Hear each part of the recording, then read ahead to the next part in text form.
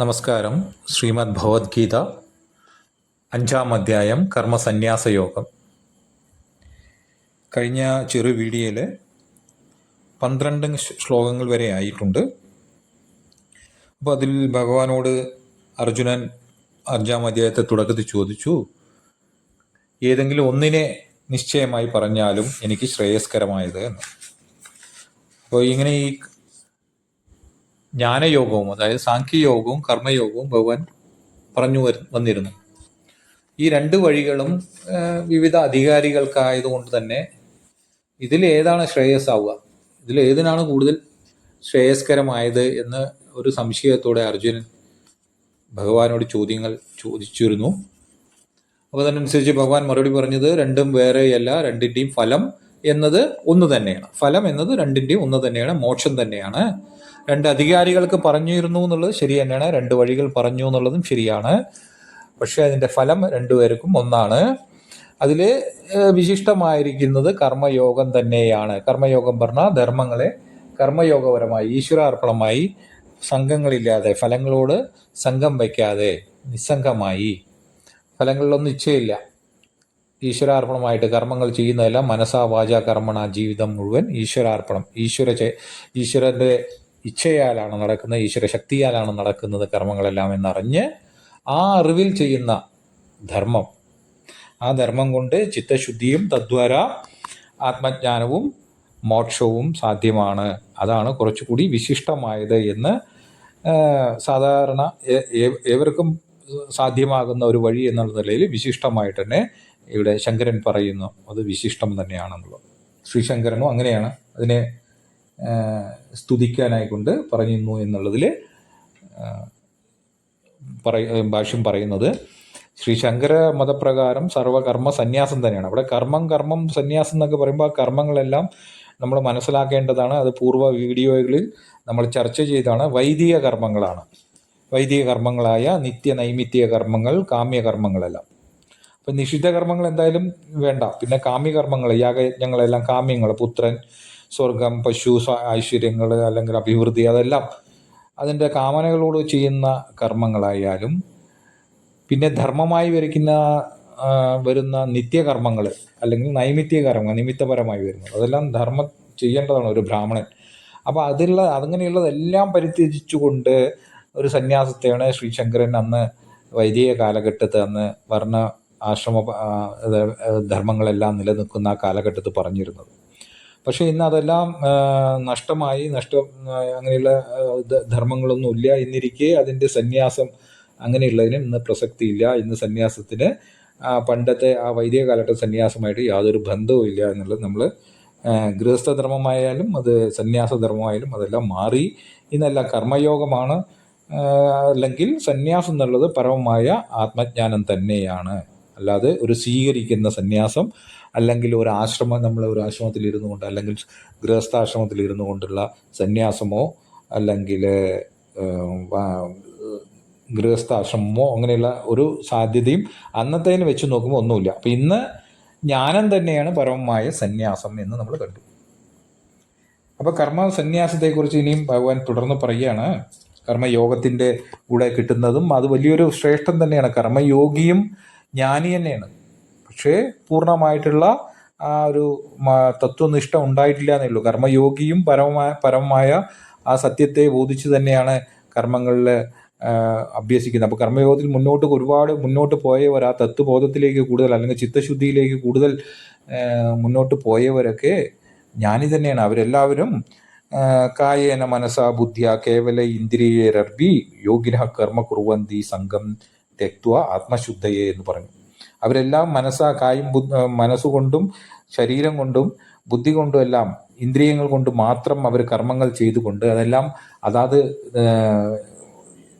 ഗുണങ്ങളുടെ അല്ലെങ്കിൽ അതാത് ഉപാധികളുടെ ധർമ്മങ്ങൾ എന്നറിഞ്ഞുകൊണ്ട് സ്വധർമ്മത്തെ ഈശ്വരാർപ്പണമായി ചെയ്ത് ആത്മശുദ്ധിക്കായിട്ട് അല്ലെങ്കിൽ ആ ഒരു ചിത്തശുദ്ധിക്കായിട്ട്, അതിലൂടെ തദ്വാര ആത്മജ്ഞാനത്തിനായിട്ട് കർമ്മം ചെയ്യുന്നു. ആര്? യോഗികൾ, കർമ്മയോഗികൾ എന്ന് പറഞ്ഞു. അപ്പോൾ ഇവിടെ ഫലത്തിനും വേണ്ടി കാമകർമ്മങ്ങൾ ചെയ്യുന്നവർ ഇവിടെ ഇങ്ങനെ അവരെന്താകുന്നു, ആസക്തനായിട്ട് കർമ്മഫലത്തിൽ ബന്ധനസ്ഥരായി പുണ്യപാപങ്ങളിലോടുകൂടി പല ജന്മങ്ങളിലൂടെ കടന്നു പോകുന്നു, അജ്ഞാനത്തിൽ തന്നെ തുടരുന്നു എന്ന് പറഞ്ഞ് അതിൽ യുക്തമായിട്ട് കർമ്മഫലത്തെ യുക്തമായിട്ട് അല്ലെങ്കിൽ യോഗയുക്തനായിട്ട് മനസ്സ് ഈശ്വരൻ നിലനിർത്തി കർമ്മഫലങ്ങളെല്ലാം ത്യജിച്ച് ചെയ്യുന്ന ആ നിലയുറപ്പിച്ച ശാന്തി കൊണ്ട് ശാന്തിയെ പ്രാപിക്കുന്നു. അല്ല, നൈഷ്ഠികയും ശാന്തിയും ആപ്നോതി ആര്? കർമ്മയോഗി എന്ന് ഭഗവാൻ ഇവിടെ പറഞ്ഞുകൊണ്ടാണ് കഴിഞ്ഞ ശ്ലോകം നമ്മൾ അവസാനിപ്പിച്ചത് 12ാമത്തെ. തുടർന്നുള്ളത് അടുത്തത് കർമ്മസന്യാസത്തെ പറയുകയാണ്. യഥാർത്ഥ ജ്ഞാനിയുടെ സ്ഥിതിയാണ് പറയുന്നത്. സർവകർമാണി മനസാ സന്യസ്യാസ്തേ സുഖം വശീ നവദ്വാരേ പുരേ ദേഹി നൈവ കുർവന്ന കാരയൻ. വശി പറഞ്ഞാൽ ബാഹ്യവും ആന്തരികവുമായ കരണങ്ങളെ നിഗ്രഹിച്ചവൻ, അതായത് ജിതേന്ദ്രിയൻ, ഇന്ദ്രിയങ്ങളെ നിഗ്രഹം ഉണ്ടായവൻ, വിഷയങ്ങളിലേക്ക് ചെല്ലാതെ മനോനിയന്ത്രണം, ഇന്ദ്രിയ നിഗ്രഹം ഉണ്ടായവൻ. മനസാ സർവകർമാണി സന്യസ്യ, മനസ്സുകൊണ്ട് എല്ലാ കർമ്മങ്ങളെയും വിട്ടിട്ട്, വിവേകത്തോടു കൂടിയ മനസ്സ്. അതേതാ വിവേകം? കർമ്മങ്ങളെല്ലാം ഞാൻ ചെയ്യുന്നില്ല എന്ന ആത്മബുദ്ധി, എന്നിൽ കർത്തവ്യങ്ങളില്ല, കർമ്മങ്ങളില്ല എന്ന ആ ബുദ്ധിയിൽ സർവകർമാണി സന്യസ്യ, എല്ലാ കർമ്മങ്ങളെയും. അതിൽ വൈദികമായ കാലഘട്ടത്താവുമ്പോൾ അന്നത്തെ നൈമിത്തിക ധർമ്മമാണത്. നൈമിത്തിക കാമ്യകർമ്മങ്ങൾ നിഷിദ്ധമായത് എന്തായാലും ത്യജിക്കേണ്ടതാണ് അന്നത്തെ കാലഘട്ടത്തിൽ. അപ്പോൾ അങ്ങനെയുള്ള കർമ്മങ്ങളെല്ലാം ഇന്ന് കാലഘട്ടത്ത് അങ്ങനെ കർമ്മങ്ങൾ ത്യജിക്കാനില്ല. ധർമ്മമായിട്ടുള്ളത് അത് ഈ കർമ്മയോഗമായി ചെയ്യുക എന്നുള്ളതും നമ്മൾ കണ്ടു. അങ്ങനെ സർവകർമാണി സന്യസ്യ നവദ്വാരേ പുരേ ദേഹി, 9 ദ്വാരങ്ങളുള്ള ഈ ശരീരത്തിൽ, ഈ നഗരമാണ്, ഇതൊരു ശരീരം ഒരു നഗരമായി കണ്ട് അതിലൊരു 9 ദ്വാരങ്ങളുണ്ട്. 9 ദ്വാരങ്ങൾ, ഓരോ നഗരത്തിൻ്റെ ഓരോ ദ്വാരങ്ങളാണ്. അത് നമ്മുടെ 5 ജ്ഞാനേന്ദ്രിയങ്ങൾ ഇവിടെയുണ്ടല്ലോ. അതായത് 2 കാത്, 2 കണ്ണ്, മൂക്കിൽ 2 ദ്വാരങ്ങൾ, വായ, അതുപോലെ മലമൂത്ര വിസർജനങ്ങൾക്കായിട്ട് 2. അങ്ങനെ 9 ദ്വാരങ്ങളുള്ള നഗരത്തിൽ ന കുർവൻ ന കാരയൻ ഏവ സുഖം ആസ്തേ. ന കുർവൻ ന കാരയൻ ഏവ, ചെയ്യാത്തവനും ചെയ്യിപ്പിക്കാത്തവനുമായി സുഖമായി ഇരിക്കുന്നു. സുഖം ആസ്തേ, ആര്? ഈ ജീവൻ. അവിടെ ഒരു കാര്യത്തിലേക്കും ഒരു ബന്ധങ്ങളില്ലാതെ ആ ജ്ഞാനി ഈശ്വര തൻ്റെ സ്വരൂപത്തെ ബോധിച്ചുകൊണ്ട് ആത്മാവ് ഇതിലൊന്നും ബന്ധമില്ലാതെ ഈ ശരീരത്തിൽ തന്നെ വർത്തിക്കുന്നു, ഈ കർമ്മങ്ങളെല്ലാം ചെയ്തുകൊണ്ട് അങ്ങനെ വർത്തിക്കുന്നു. അപ്പോൾ എന്തുകൊണ്ടാണ് ഈ ശരീരം തന്നെ വർത്തിക്കുന്നു എന്ന് പറഞ്ഞത്? അജ്ഞാനി ഈ ശരീരത്തോട് താതാത്മ്യപ്പെട്ട് ഈ ശരീരമാണ് ചെയ്യുമ്പോൾ ഞാൻ ചെയ്യുന്നു, മനസ്സ് ചിന്തിക്കുമ്പോൾ, മനസ്സ് സങ്കല്പിക്കുമ്പോൾ അത് മനസ്സ് ഞാൻ സങ്കല്പിക്കുന്നു, ബുദ്ധി ചിന്തിക്കുമ്പോൾ ഞാൻ ചിന്തിക്കുന്നു. അപ്പോൾ അതിൻ്റെ സുഖവും ദുഃഖവും എല്ലാം എൻ്റേതായിട്ട് മാറി. അങ്ങനെ ഈ ശരീര മനോബുദ്ധികളിലുണ്ടായ താതാത്മ്യത്തിൽ ഇരിക്കുന്ന അജ്ഞാനിക്ക്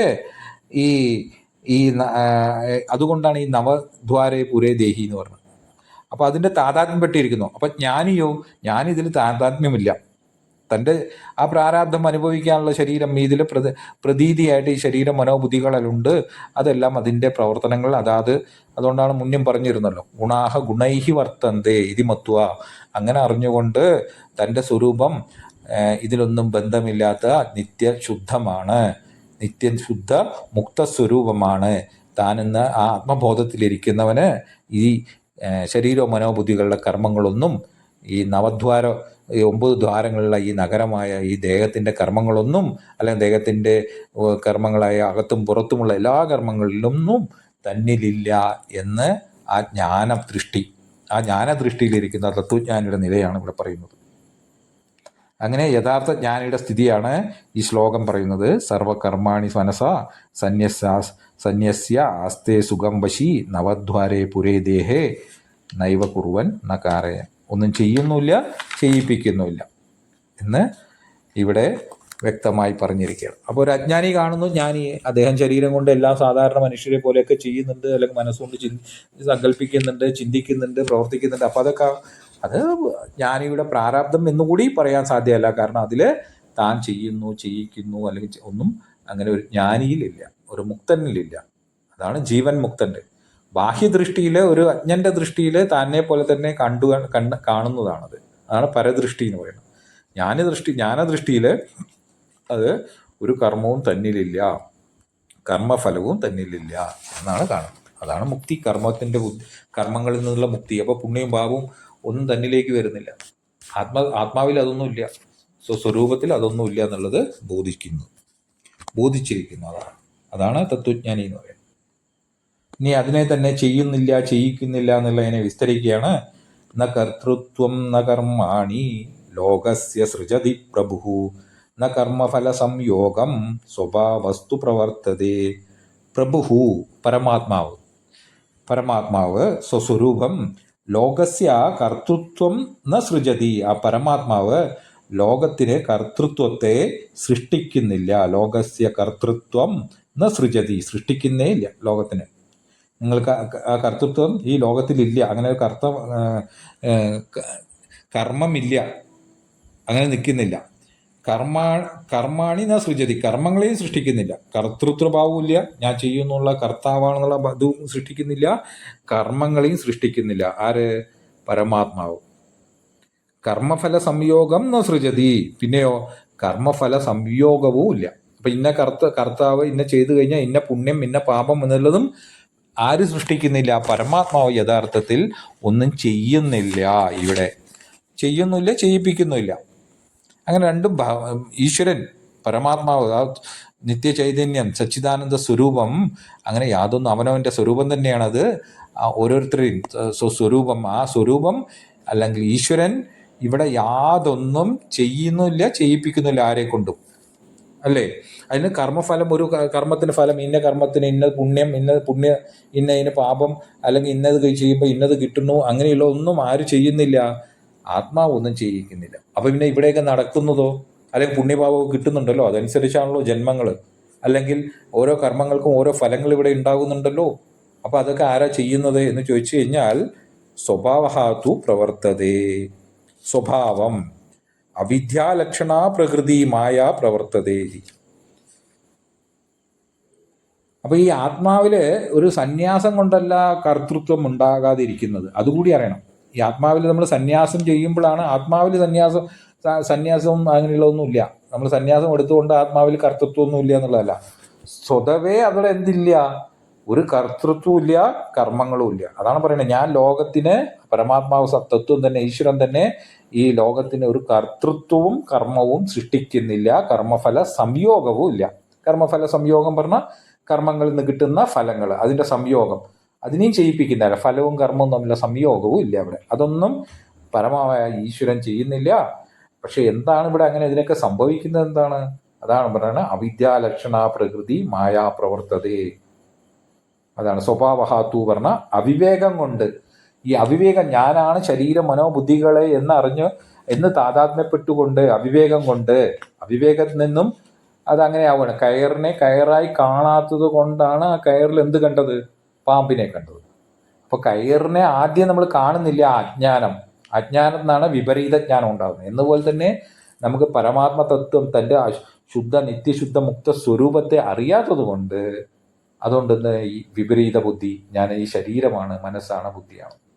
ഈ അവിവേകമാണ് എന്തുണ്ടാക്കുന്നത്? ജീവാത്മാവായിട്ട് ഈ ശരീര മനോബുദ്ധികളുടെ കർമ്മങ്ങളെയും കർത്തൃത്വത്തെയൊക്കെ കണ്ടുകൊണ്ട് അതിന് ശരീര മനോബുദ്ധികൾ താതാത്മ്യപ്പെട്ടുകൊണ്ട് ഞാൻ ചെയ്യുന്നു, ചെയ്യിപ്പിക്കുന്നു എന്നെല്ലാം കാണുമ്പോൾ സുഖദുഃഖികളൊക്കെ ആയി, പുണ്യപാപങ്ങൾക്കെല്ലാം അതിനെല്ലാം പ്രാപ്തരായി, അതിനെല്ലാം അനുയോജ്യമായ ശരീരങ്ങളെ ഓരോ ജന്മങ്ങളിലൂടെ കടന്ന് ഈ ദുഃഖസാഗരമായ ഈ സംസാരത്തിൽ മുങ്ങിത്താഴുന്നു. അപ്പം ഇതിനൊക്കെ കാരണം ആരാ? അവിദ്യ, മായ. ആ പ്രകൃതി കൊണ്ടാണ് ഇതെല്ലാം നടക്കുന്നത്. പരമാത്മാവായ ഈശ്വരൻ ഇതിൽ യാതൊരു പങ്കുമില്ല. ഏതിൽ? കർത്തൃത്വം ഉണ്ടാക്കുന്നില്ല, കർമ്മവും ഉണ്ടാക്കുന്നില്ല. അതിനുള്ള ഈ കർമ്മഫലത്തിൻ്റെ സംയോഗം, കർമ്മഫലവും കർമ്മവും തമ്മിലുള്ള ഒരു സംയോഗവും ഈശ്വരൻ്റെ ഒരു സൃഷ്ടിയും അല്ല. ഞാനൊന്നും ചെയ്യുന്നില്ല എന്ന് ഈശ്വരൻ്റെ തത്വത്തെ തന്നെ, അല്ലെങ്കിൽ അവനവൻ്റെ ആ സ്വരൂപത്തെ, ആത്മസ്വരൂപത്തിൻ്റെ ആ പരമമായ സത്യത്തെ ഇവിടെ ഭഗവാൻ പറയുകയാണ്. അല്ലാതെ സന്യാസം കൊണ്ട് ഇവിടെ കർമ്മത്തെ ആത്മാവിൽ ഇല്ലാതാക്കേണ്ട ആവശ്യമില്ല. ആത്മാവിൽ പരമാർത്ഥത്തിൽ കർമ്മങ്ങളേ ഇല്ല. ഒരു കർമ്മവും ഫലസംയോഗവും ഇല്ല. അതെല്ലാം ഇവിടെ എങ്ങനെ ഉള്ളതോ ജീവാത്മാവിന് എങ്ങനെ വരുന്നു? ജീവാത്മാവാകുന്നത് അവിദ്യ, മായയാൽ തൻ്റെ സ്വരൂപത്തെ അറിയുന്നില്ല. അതിൻ്റെ വഴി എന്താകുന്നു? ശരീര മനോബുദ്ധികളെ താതാത്മ്യപ്പെട്ട് ഞാൻ ചെയ്യുന്നു എന്നതിൽ വർത്തിക്കുകയും തദ്വാര അതിൻ്റെ സുഖദുഃഖങ്ങളെല്ലാം തന്നിൽ കാണുകയും പുണ്യപാപങ്ങളെല്ലാം തന്നിൽ വന്നു ചേരുകയും ചെയ്യും. ഇതാണ് ഉണ്ടാകുന്നത്. അപ്പോൾ ഈശ്വരൻ തന്നെയാണ് അറിവ്. അങ്ങനെ ഒരിക്കലും ജീവാത്മാവായി വന്നിട്ടില്ല. ഈശ്വരൻ്റെ ഈ ജീവാത്മാവും പരമാത്മാവും ഒന്നായിരിക്കേ, അതാണ് അദ്വൈതം. ജീവോ ബ്രഹ്മൈവ ന അപര, ജീവൻ തന്നെയാണ് ബ്രഹ്മം, മറ്റൊന്നല്ല എന്ന് പറഞ്ഞിരിക്കേ. അപ്പോൾ എന്തുകൊണ്ടാണ് ഇങ്ങനെ ഈ അറിവില്ലായ്മ? ഈശ്വരൻ തന്നെ എങ്ങനെ വന്നു ഈ ശരീരത്തിലേക്ക്, പിന്നെ താതാത്മ്യപ്പെട്ടു വന്നു എന്ന് ചോദിച്ചാൽ അങ്ങനെ വന്നിട്ടില്ല എന്നാണ് ജ്ഞാനം.